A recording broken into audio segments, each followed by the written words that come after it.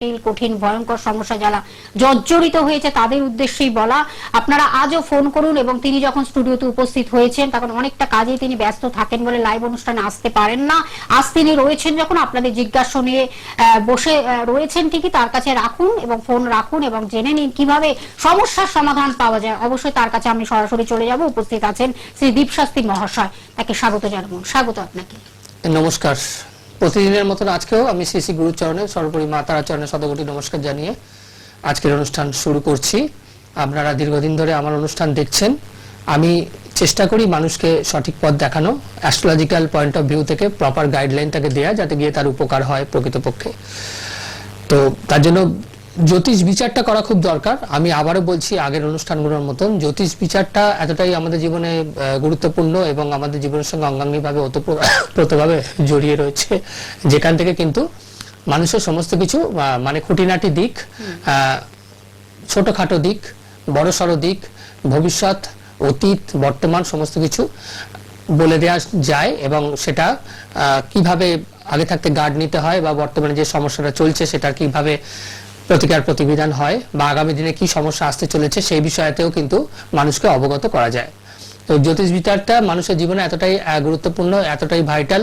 প্রত্যেকটা মানুষের জীবনের ক্ষেত্রেই আমি বারবার বলে থাকি যে এই অ্যাস্ট্রোলজিক্যাল প্রেডিকশনটা কিন্তু আপনারা করাবেন, আপনারা নেবেন। এটা কিন্তু আপনাদের জীবনেতে প্রকৃতপক্ষে কাজে আসবে। কারণ আমাদের যে 12টা রাশিচক্র বা 12টা ভাব রয়েছে, 27টি নক্ষত্র রয়েছে, আমাদের গণ রয়েছে, এবং আরো যে বিভিন্ন রকম চার্টগুলো রয়েছে, যেরকম D1 থেকে D16 পর্যন্ত যে বিভিন্ন রকম গণনা রয়েছে, সেগুলো কিন্তু পার্টিকুলার স্পেসিফিক্যালি এক একটা জিনিসের উপর ডিপেন্ড করে এক একটা চার্ট তৈরি হয়। যেরকম D9 চার্ট হচ্ছে বিবাহকে কেন্দ্র করে, D5 চার্ট হচ্ছে সন্তান প্রেমকে কেন্দ্র করে, D10 চার্ট হচ্ছে কর্মকে কেন্দ্র করে, এরকম ভাবে D16 অবধি রয়েছে। আর D1 to D16 অবধি এইটা কিন্তু রয়েছে। এছাড়া যারা বিভিন্ন রকম সমস্যায় জর্জরিত হয়ে রয়েছেন তাদের ক্ষেত্রে আমি বারবার করে বলে থাকি যে শর্ট ক্রিয়া, এই শর্ট ক্রিয়ার মাধ্যমে কিন্তু মানুষের প্রভৃত মানে সমস্যার সমাধান করা সম্ভব। যেরকম ধরুন বিদ্বেষণ ক্রিয়ার মাধ্যমে আমরা তৃতীয় ব্যক্তি বা কোনো অবৈধ রিলেশন কারোর সঙ্গে কারোর হয়ে রয়েছে, সেক্ষেত্রে বিভিন্ন রকম অশান্তি প্রবলেম ক্রিয়েট হচ্ছে, সেই জায়গাটাকে আমরা ঠিক করে দিই। অনেক ক্ষেত্রে আমরা বশীকরণ ক্রিয়ার মাধ্যমে রিলেশন ডেভেলপমেন্ট, রিলেশন জুড়ে দেওয়ার যে কাজটা সেটা আমরা করে দিয়ে থাকি। এছাড়া কাউকে উচ্ছেদ করা, কোনো মামলা মোকদ্দমা বা ভাড়াটিয়া এই ধরনের জিনিসগুলো যাদের থাকে তাদের ক্ষেত্রে আমরা উচ্চাটনের প্রয়োগ করে থাকি। এরকম ভাবে কিন্তু 6 প্রকার ক্রিয়া আছে: আকর্ষণ, বশীকরণ, স্তম্ভন, বিদ্বেষণ, উচ্চাটন, মারণ। এই 6টা ক্রিয়া আমরা বিভিন্ন ক্ষেত্রে প্রয়োগ করে থাকি। শত্রু বিনাশের ক্ষেত্রে বা স্তম্ভনের ক্ষেত্রে, মানে শত্রুকে দমিয়ে দেওয়া বা আটকে রাখার ক্ষেত্রে কিন্তু স্তম্ভন ক্রিয়ার প্রয়োগ করতে হয়। এই স্তম্ভন ক্রিয়ার প্রধানতম দেবী হচ্ছেন মা বগলামুখী, এবং এটি কিন্তু দশমহাবিদ্যার মধ্যে তিনি অষ্টমতম বিদ্যা এবং অত্যন্ত ফলপ্রদ একটি প্রয়োগ, যে প্রয়োগের মাধ্যমে কিন্তু 100% শত্রুকে স্তম্ভিত করা যায়। মানে অতীব খারাপ শত্রু, যে আপনাকে বিভিন্নভাবে শুধু হ্যারাস নয় আপনার ক্ষতি করে চলেছে, এই ধরনের শত্রু থেকেও কিন্তু পরিত্রাণ দেওয়া সম্ভব এই বগলামুখী দেবীর স্তম্ভন ক্রিয়া প্রয়োগ করে। এছাড়া আমি বারবার করে বলে থাকি যে আমরা যে অশুভ যোগ যে আমাদের চার্টে আছে সেগুলোকে ভালো করে নিরূপণ করা দরকার। যেরকম ধরুন কাল সর্পদোষ কারোর চার্টে যদি থেকে থাকে, ভৌম দোষ যদি থেকে থাকে, দারিদ্র দোষ যদি থেকে থাকে, গুরুচণ্ডাল দোষ যদি থেকে থাকে, এই ধরনের দোষগুলো কিন্তু আগে থাকতে প্রতিবিধান করা দরকার। কারণ একটা সময় জীবনের একটা পর্যায়ে গিয়ে এই দোষগুলো এত মারাত্মকভাবে শিকড় বিস্তার করে দেয়, ছাড়িয়ে দেয়, যে পরে গিয়ে কিন্তু আপনাদের সেটা খুব প্রবলেম হয়। কারণ কি, সময়টা অনেকটা পেরিয়ে যায়। তো এটা আগে থাকতে আপনারা অ্যালার্ট হবেন। সেটা আপনার সন্তান হতে পারে, আপনার নিজের ক্ষেত্রে হতে পারে, আপনার পরিবারের কেউ হতে পারে। আগে থাকতে জ্যোতিষ বিচারটা করা কিন্তু দরকার। কারণ কি, ভালো মন্দ প্রত্যেকটা দিকে কিন্তু প্রত্যেকটা মানুষের আছে। শুধুই যে খারাপ থাকবে এমনটা কিন্তু নয়, ভালো থাকে তার সঙ্গে, অবশ্যই ভালো থাকে, কিন্তু সেই ভালো জায়গাটা অনেক সময় আটকে থাকে, 4টে খারাপের জন্য আটকে থাকে। সেই খারাপগুলোর প্রতিবিধান করতে হয়, গ্রহ সংস্কার করতে হয়, গ্রহ প্রতিকার করতে হয়। গ্রহ প্রতিকার করলে পরে সেই ভালো জায়গাটা আপনিই খুলে যায়। আপনি খুলে গেলে পরে তাহলে জীবন অটোমেটিক্যালি কিন্তু একটা জায়গাতে বিকশিত হয়, একটা জায়গাতে কিন্তু মানুষ সফলতা, উন্নতি এগুলো দেখতে পায়, যেটা কিন্তু গ্রহ প্রতিকার না করলে সহজে দেখা যায় না। কিন্তু কথা হচ্ছে যে এখানেতে সকলেরই কি গ্রহ প্রতিকার প্রয়োজন? না, একবারেই না, সকলের প্রতিকার প্রয়োজন না। কারণ কি, যার নেটাল চার্টে পার্সেন্টেজ মানে ভালো বা শুভত্বের পার্সেন্টেজটা বেশি রয়েছে, তাকে কোনো গ্রহ প্রতিকার করতে হয় না। তার জীবনে এমনি এমনি সমস্ত কিছু শুভত্ব ঘটে, এটা ঘটনা। কিন্তু যার সেটা আছে কিন্তু সেটাকে চেপে রাখছে এরকম ব্যাপার, মানে চারটাই এরকম তৈরি হয়ে রয়েছে যে একটা খুব ভালো যোগ রয়েছে, ধরুন আপনার সরকারি চাকরির যোগ রয়েছে, আপনি সরকারি চাকরি পাবেন, কিন্তু আপনি এত খাটছেন এত পরিশ্রম করছেন কিন্তু আপনি তার বিনিময়তে সেই চাকরিটাকে ছুঁতে পারছেন না, কখনো নাম প্যানেলাইজ হয়ে ঝুলে আছে, কখনো আপনার পরীক্ষা ক্লিক করছে না, বা কখনো আপনার হয়েও গিয়ে কোনো না বাধা এসে উপস্থিত হচ্ছে। এই ধরনের জিনিসগুলো যাদের থেকে থাকে তাদের কিছু বাধা বিপত্তি যে থাকে যার ফলে ওই জায়গাটাকে চেপে রাখা হয়, আটকে রাখা হয়, সেই বাধাটাকে কিন্তু দূরীভূত করা হয়, বাধাটাকে সরিয়ে নেওয়া কিন্তু অত্যন্ত দরকার। সেই বাধাটাকে সরিয়ে নেওয়া বা বাধাটাকে দূরীভূত যদি করে দেওয়া যায় তাহলে 100% কিন্তু সেই জায়গাটা মানুষ পায় এবং অবশ্যই পায় গ্যারান্টি সহকারে, সেই বিষয়ে কোনো দ্বিধা দ্বন্দ্বের কিন্তু কোনো জায়গা নেই। এটা কিন্তু একেবারে সঠিক মানুষের কাছে অবশ্যই, যেতে হবে, সঠিক অবশ্যই। প্রতিকারটা দরকার, কারণ পিন পয়েন্ট প্রেডিকশন কিন্তু দাদা আপনাদের করে যাচ্ছেন এবং যারা উপকৃত হয়েছেন তারা জানেন যে প্রত্যেকটি প্রেডিকশন তার কিন্তু আমার কথা বলে এবং কিভাবে প্রতিকারের মাধ্যমে আপনার জীবনটাকে সুন্দরভাবে গুছিয়ে নিতে পারবেন সেটাই কিন্তু যারা এসেছেন তারা বুঝতে পারছেন এবং যারা আসেনি তাদের উদ্দেশ্যে অবশ্যই বলা। একজন বন্ধু অপেক্ষা করছেন, আমি ফোনটা নিয়ে নিচ্ছি। নমস্কার, কে আছেন সঙ্গে? হ্যাঁ, কোথা থেকে বলছেন? নামটার বয়সটা? না, আমার বয়সটা বলুন। আমার নাম বান্টি পাত্র। আন্ডি পাত্র, কোথা থেকে বলছেন? ট্যাংরা দিয়ে, বয়স হচ্ছে 38 বছর। বয়স 38। আচ্ছা, ট্যাংরা। কেরিয়ার নিয়ে প্রশ্ন? না না, সর্ব প্রশ্ন কি নিয়ে প্রশ্ন? এমনি মানুষের প্রশ্ন।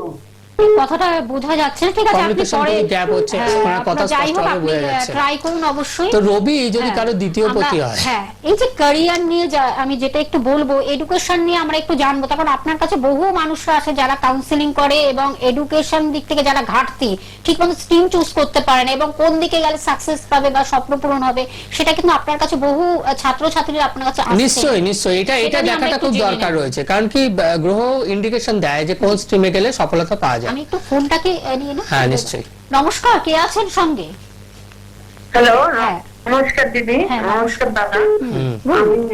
আমি গুমা থেকে বলছি। গুমা থেকে। আচ্ছা, কার বিষয়ে জানবেন? হ্যাঁ, ছেলে সম্পর্কে তাহলে জানবো। ছেলের নাম, বর্তমান বয়সটা বলতে হবে। হ্যাঁ, বর্তমান বয়স 14 বছর আর নাম হচ্ছে শুভ কুন্ডু। শুভ কুণ্ড। আচ্ছা, পড়াশোনার কেরিয়ার নিয়ে প্রশ্ন? হ্যাঁ হ্যাঁ। দেখুন, ওর রাহুর জায়গাটা আমি খুব ডিস্টার্বেন্স পাচ্ছি, বুঝতে পেরেছেন?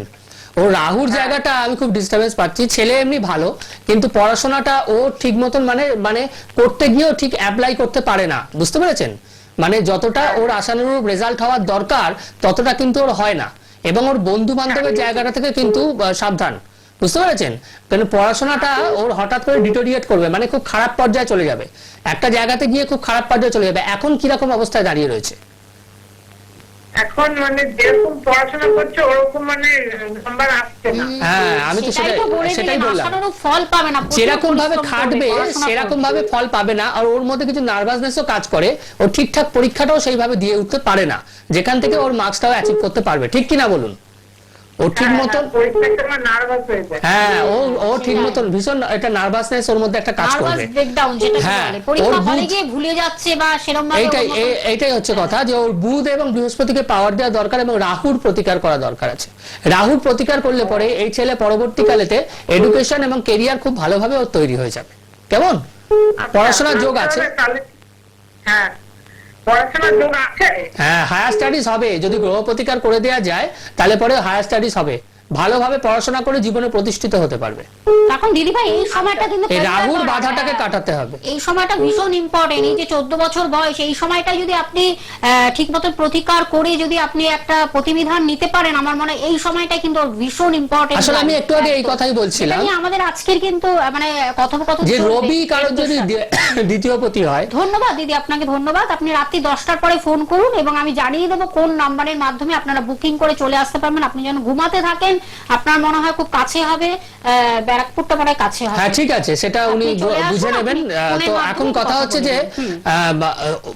রবি যদি কারো দ্বিতীয় পতি হয়, রবি যদি কারোর একাদশ পতি হয়, রবি যদি কারোর দশম পতি হয়, তাহলে এটা নির্দেশ দেয় যে তার সরকারের ঘর থেকে টাকা আসবে, কিন্তু তাকে এডুকেশনটা তো করতে হবে। কারণ কি একটা সরকারি চাকরি পেতে গেলে মাধ্যমিক দিয়ে তো আর পাওয়া যায় না, উচ্চ মাধ্যমিক দিয়েও পাওয়া যায় না, সেটা খুব রেয়ার, দু একটা হয়তো। কিন্তু একটা পর্যায়ে একটা লেভেলে গিয়ে ভালো করে হায়ার স্টাডিজ করতে হয়, কম্পিটিটিভ এক্সামে বসতে হয়, খাটতে হয় নিষ্ঠা সহকারে, তবে সেই চাকরিটা পাওয়া যায়। কিন্তু কথা হচ্ছে যে অনেক সময় দেখা যায় যে এইগুলো মানে কমপ্লিট করেও, এইগুলোকে পেরিয়েও, এই যে জীবন প্রতিটি ধাপ পার করেও লোকে কিন্তু পায় না। কারণ কি, ওই যে বললাম, কোনো না কোনো বাধা এসে উপস্থিত হয়। কেন হচ্ছে এটা, এইটার জন্য নেটাল চার্ট দেখার দরকার। যে রবি কারো দ্বিতীয় পতি আছে, একাদশ পতি আছে, দশম পতি আছে, কিন্তু তার সত্ত্বেও সরকারি চাকরি তার একদম হবেই, কিন্তু সে পাচ্ছে না। কারণ কি, তার চার্টেতে এমন কিছু অশুভ যোগ তৈরি হয়ে রয়েছে যেগুলোর প্রতিকার সে কখনো করেনি, ফলে ওই জায়গাটা তাকে ছুঁতে দিচ্ছে না, ওই জায়গাটা তার হাতে আসছে না।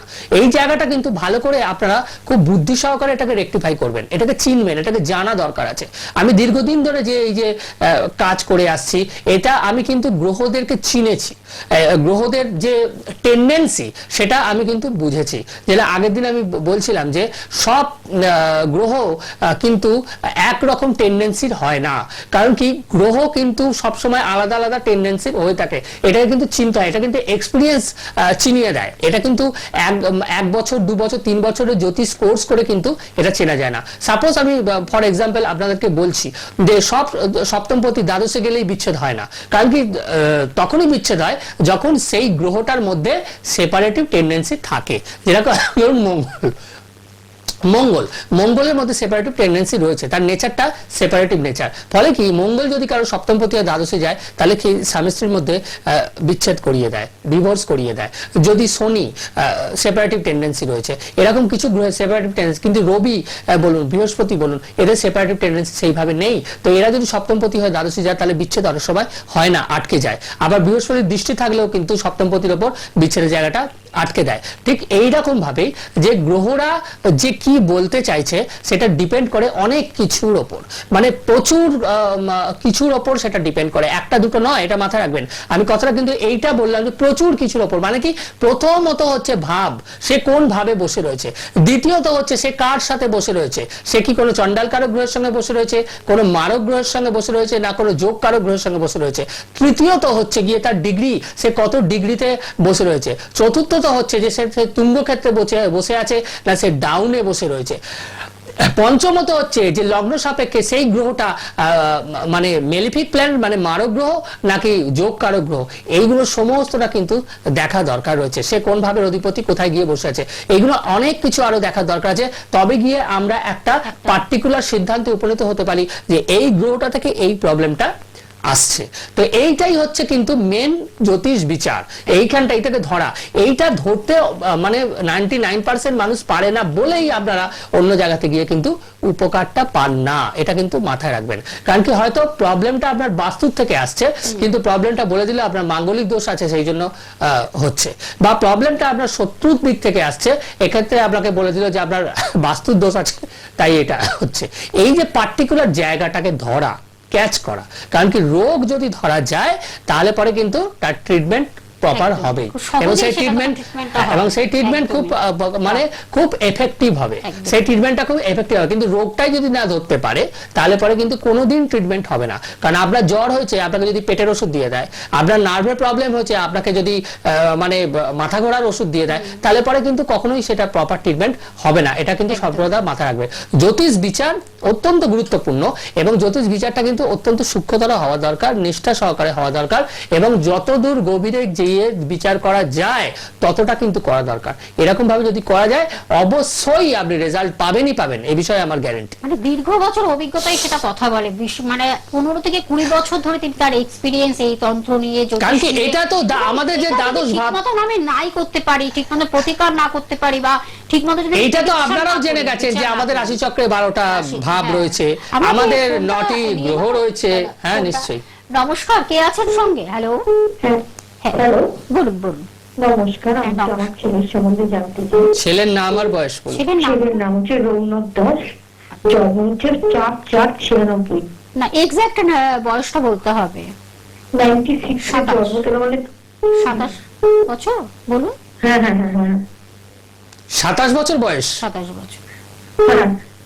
ওরা ভালো চাকরি পাচ্ছে না, কি হবে না কোনোদিন চাকরি, একটু বলবেন।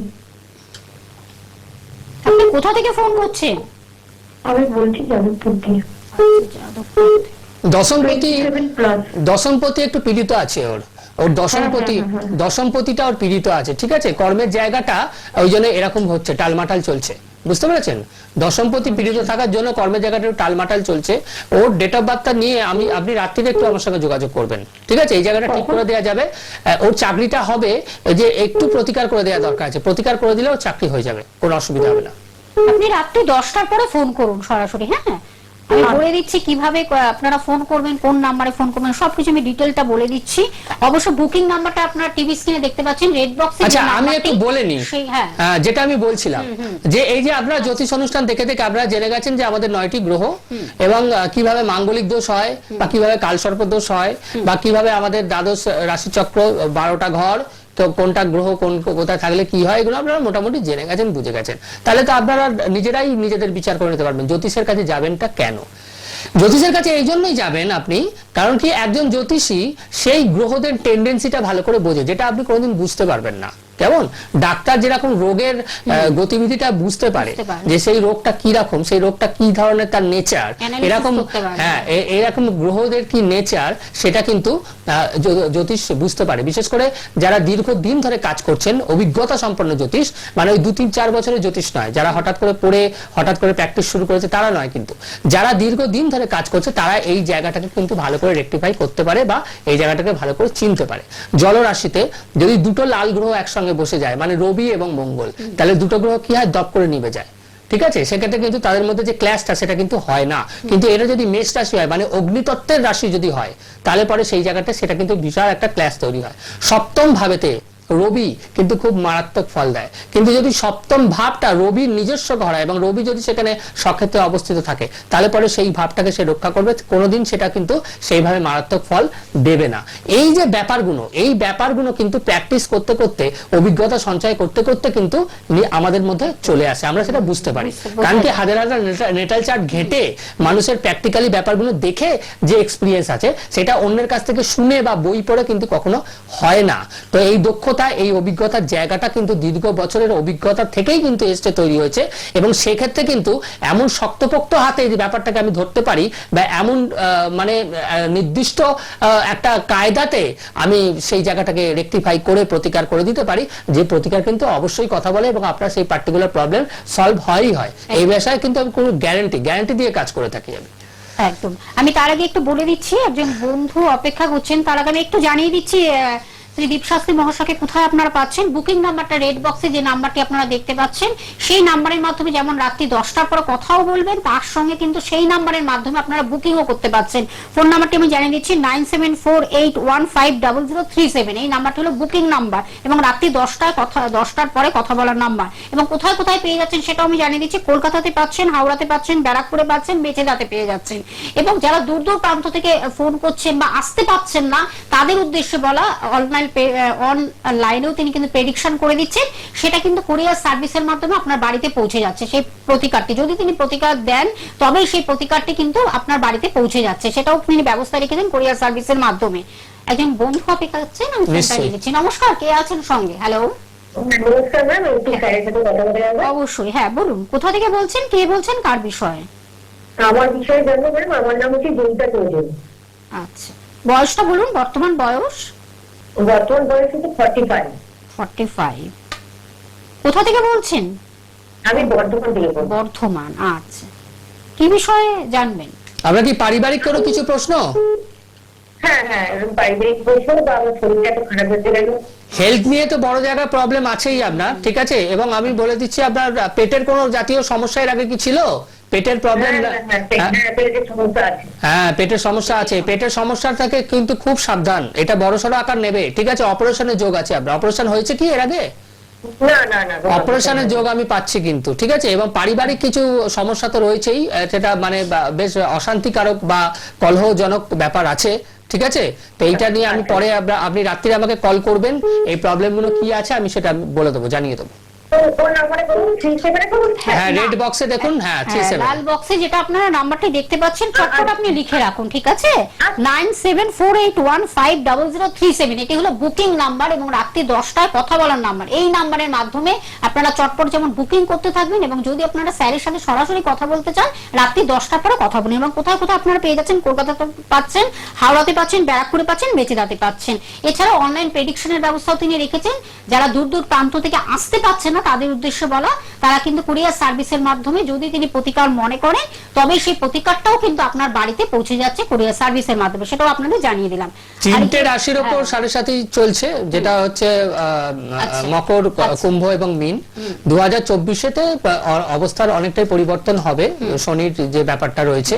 এবং এই যে শনি, আমি বারবার করে বলে থাকি যে সাড়ে সাথী চলাকালীন মানুষকে অনেক রকম পীড়া দেয়, কিন্তু সব রাশির জাতকের ক্ষেত্রে সেটা কিন্তু কম বেশি হয়, সবার ক্ষেত্রে কিন্তু সমান হয় না। কারণ লগ্নের ওপরে তো কম দেয়, রাশির ওপরে তো সেটা বেশি দেয়। কিন্তু সেটা দেখতে হবে যে শনির ফাংশনাল মেলিফিক প্ল্যানেট নাকি বেনিফিক প্ল্যানেট লগ্ন সাপেক্ষে, এটা কিন্তু একটা ভাইটাল ব্যাপার। যদি লগ্ন সাপেক্ষে শনি মারক হয় তাহলে সাড়ে সাথী চলাকালীন অনেক বেশি ট্রাভেল আপনি পাবেন। বিশেষ করে মহাদশা যাদের চলে থাকে, 18 বছরের মহাদশা আর শনির 19 বছরের মহাদশা থাকে শনির, সেটা কিন্তু খুব একটা খারাপ অবস্থা দিয়ে মানুষ যায়। এই 19 বছর মানুষকে কিন্তু অনেক রকম কষ্ট শনি দিয়ে থাকে যদি সেই মানুষের জাতচক্রে শনি মারক হয়। অর্থাৎ শনি কর্মফলদাতা রূপে আসে আমাদের প্রত্যেকটা জীবনে, প্রত্যেকের জীবনে। কারোর ক্ষেত্রে শনির এই ফেজটা খুব ভালো হয়, শনি অনেক কিছু মানুষকে দিয়ে থাকে, আবার কারোর ক্ষেত্রে শনি একদম পথের ভিখারি করে কিন্তু ছেড়ে দেয়। তো এই জায়গাটা আপনারা ভালো করে দেখবেন, শনির প্রতিকারের জন্য আগে থাকতে কিন্তু সেটা ব্যবস্থা নেবেন, ব্যবস্থা করবেন। কারণ হঠাৎ করে দেখবেন যে শনি যদি প্রবেশ করে, আপনার খুব দিন ধরুন ভালো যাচ্ছে, যেতে যেতে আপনি এমন একটা পজিশনে চলে গেলেন, হঠাৎ করে চলে গেলেন, মানে কাল পর্যন্ত আপনি ভালো ছিলেন, আজকে এমন আপনার দুর্দশা হলো, আপনি অবাক হয়ে গেলেন যে এরকম কি করে হলো। হঠাৎ করে এমন মানিটারি লস হলো, হঠাৎ করে বা আপনি শত্রু দ্বারা এমন ক্ষতিগ্রস্ত হলেন, হঠাৎ করে আপনার সমস্ত কিছু হারিয়ে গেল, আপনি ঋণে জর্জরিত হয়ে পড়লেন। এই ব্যাপারটা মানে কি একদম দরিদ্র করে দেয় শনি। তো এই ক্ষেত্রে আমি বারবার করে আমি মানুষকে বলে থাকি যে কালো জিনিস দান করার জন্য, শনিবার করে বিশেষ করে একটু পুজো দেওয়ার জন্য, কালো জিনিস দান করার জন্য। যেরকম রাহুর ক্ষেত্রে আমি বলে দিয়ে থাকি, যাদের রাহু খুব পীড়িত আছে, অশুভ আছে, তারা প্রত্যেকদিন শ্বেত চন্দন বেটে অনামিকা করে কণ্ঠিতে একটা করে ফোঁটা দেবেন। এবং অবশ্যই ফিজিক্যাল চ্যালেঞ্জ যারা, মানে প্রতিবন্ধী যারা, তাদেরকে খাওয়াবেন, তাদেরকে দান করবেন, তাতে গিয়ে রাহুর প্রকোপ অনেকটা নাশ হয়। তো যে কোনো রকম গ্রহ প্রতিকারের জন্যই কিন্তু মানুষকে অ্যালার্ট হতে হয়, কারণ কি গ্রহের দ্বারাই কিন্তু আমাদের জীবনটা সম্পূর্ণরূপে পরিচালিত হয়। এবং এই গ্রহগুলোকে আবারও আমি বলছি, এমন কোন জ্যোতিষীর কাছে যাবেন যিনি এই গ্রহগুলোকে চেনেন, এই গ্রহগুলোকে জানেন, বোঝেন, যাদেরকে নিয়ে নাড়াচাড়া করছেন বা কাজ করছেন, ঠিক আছে, দীর্ঘদিনের অভিজ্ঞতা সম্পন্ন যে অ্যাস্ট্রোলজার, তাদের কাছে আপনি যাবেন। তারা আপনাকে যে জিনিসটা দেবে সেটা কেউ দিতে পারবে না, কারণ অভিজ্ঞতার একটা দামই আলাদা, এটা তো মানতেই হবে।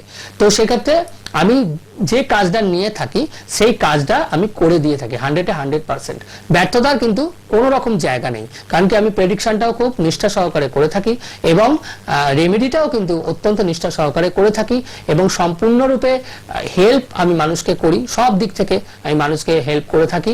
তো যারা ইচ্ছুক, যারা প্রকৃত প্রবলেমে আছেন, যারা সিরিয়াস, তারা আমার সঙ্গে অবশ্যই যোগাযোগ করতে পারেন এবং আমার কাছে নিশ্চয়ই আসতে পারেন। একদমই সেটাই, একদম আমাদের শেষ ফোন এটাই মনে হয়। নমস্কার, কে আছেন? খুব তাড়াতাড়ি বলতে হবে। হ্যালো। হ্যালো। হ্যাঁ, খুব তাড়াতাড়ি বলতে হবে দিদি ভাই, বলুন। হ্যাঁ দিদি, আমি বলুন বলুন, আপনার নামটা বলুন, নাম বর্তমান আর বয়সটা বয়স। বলুন। আচ্ছা নাম দেবশ্রী পরিদা। বয়সটা বলুন, বর্তমান বয়স। বয়স 44। 44। কোথা থেকে ফোন করছেন? এটা বাস্তুর, আমি আমি ওড়িশা ময়ূরভঞ্জ থেকে ফোন করেছি। এটা বাস্তুর একটা দোষ পাচ্ছি, বাস্তুর দোষ। আর্থিক কিছু সমস্যা আছে, আর্থিক সমস্যা। আর ঠিক সমস্যা তো সেরকম তো থাকবেই। ওই বাস্তুর আমি একটা খুব মারাত্মক দোষ পাচ্ছি, বুঝতে পেরেছেন? বাস্তুর দোষ, শরীর স্বাস্থ্য নিয়ে সমস্যা এবং পারিবারিক কিছু সমস্যা আমি পাচ্ছি, বুঝতে পেরেছেন? পারিবারিক সমস্যা কিছু আছে তো। হ্যাঁ, তো এই জায়গাটা আমি বাস্তুর জায়গাটা আমি খুব নেগেটিভ পাচ্ছি ওনার, ঠিক আছে? বাস্তুর জায়গাটা খুব নেগেটিভ আছে। আচ্ছা, ওনার মধ্যে একরোখা ভাব খুব আছে, জেদ একরোখা ভাব, বুঝতে পেরেছেন? একটু জেদি টাইপের, বুঝেছেন? তো এটাই বাস্তু দোষটা বলছি, ওনার মধ্যে একটু জেদি টাইপের মনোভাব, মনোপ্রবৃত্তি রয়েছে। তো এটা বাস্তু কি দোষ আছে, এটা রাত্রিরে কল করলে আমি বলে দেবো, আপনি ঠিক আছে? রাত্রি 10টার পরে ফোন করুন, যেই নাম্বারটি রেড বক্স আপনারা দেখতে পাচ্ছেন, আবার আমি নাম্বারটি বলে দিচ্ছি 9748150037, এই নাম্বারটি আপনারা পারিবারিক সমস্যা এবং আর্থিক সমস্যা এবং বাস্তুগত সমস্যা, এই তিনটে সমস্যাই রয়েছে। লাস্ট কলার যিনি ফোন করেছিলেন এই তাকে আমি বলে দিলাম। সমস্যাগুলোকে খণ্ডন না করলে কিন্তু আপনাদের জীবনে সেই সফলতা পরিপূর্ণতা আসবে না, সুখ শান্তি সমৃদ্ধি আসবে না। তার জন্য অবশ্যই কিন্তু দীপশাস্ত্রী মহাশয়ের কাছে আপনাদের আসতে হবে, তার সান্নিধ্যে আসতে হবে, নিশ্চয়ই আপনারা ভালো থাকবেন। এইটুকু বলতে বলতে আমাদের অনুষ্ঠান থেকে বিদায় নিচ্ছি। আরেকবার আমি নাম্বারটি বলে দিচ্ছি 9748150037, যে রেড বক্সে যে নাম্বারটি রয়েছে। আবার পরবর্তী লাইভ অনুষ্ঠানে অবশ্যই আমরা ফিরে আসবো, সঙ্গে থাকুন। ভালো